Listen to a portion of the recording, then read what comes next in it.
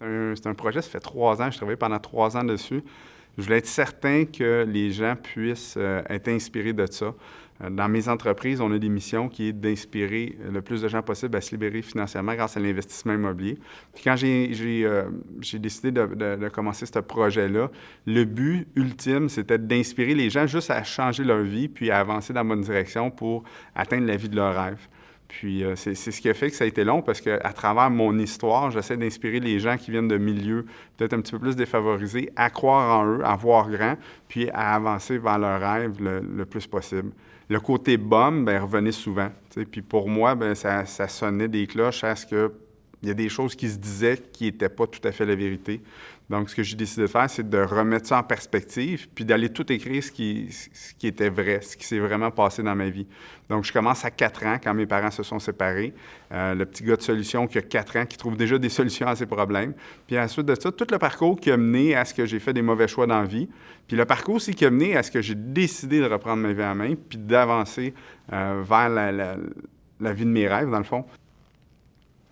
La personne qui m'a probablement le plus inspiré là-dedans, c'est évidemment, il faut lire le livre pour comprendre, mais Jacques Lépine a été un point tournant dans ma vie. Quand j'ai rencontré ce monsieur-là, il m'a tout de suite séduit parce que c'est quelqu'un qui est très charismatique, mais aussi ce qu'il faisait, ses engagements envers les gens, son aptitude à redonner aux autres, bien ça me séduit, puis c'est devenu comme pour moi un modèle masculin très important.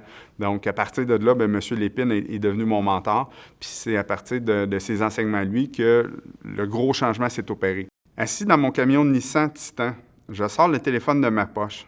Sans même réfléchir, je compose le seul numéro qui pourrait à ce moment me permettre de récupérer les milliers de dollars qui m'ont filé entre les doigts. J'ai envie de blasphémer et d'asséner un coup de poing sur le volant, mais je me retiens. Cet accès de rage n'aidera en rien à ma situation. J'aimerais tant pouvoir faire porter le blâme à autrui. Malheureusement, le chapeau de l'erreur ne fait que sur une seule tête.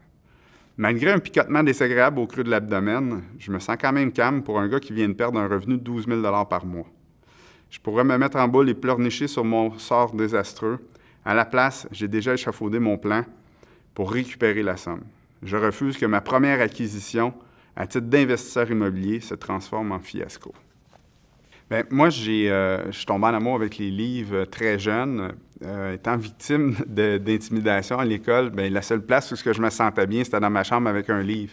Ça a commencé avec les livres de type dont vous êtes le héros. Je ne sais pas si les gens se souviennent, là, on changeait de chapitre à peu près à chaque page.